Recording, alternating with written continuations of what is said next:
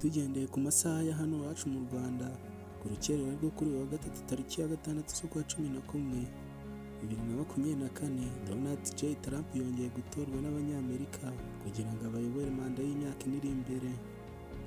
Donald J. Trump yari asanzwe ari perezida wa 45, none yongeye kubishimangira abaye perezida wa 47 uyoboye Leta Zunze Ubumwe za Amerika. Trump intsinzi ye yabaye ndakumirwa mu gihe yatsindaga leta ebyiri zisanzwe zizwi cyane. Izo leta zizwi nka swing state arizo Georgia na Pennsylvania.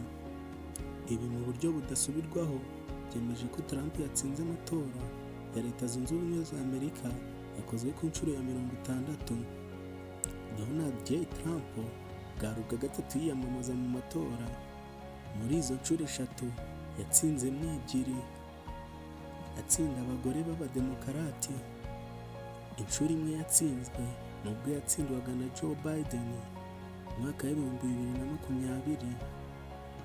Muri rusange ubu Trump amaze kugira amajwi 295, mu gihe uwo bahanganye Kamala Harris afite amajwi 226.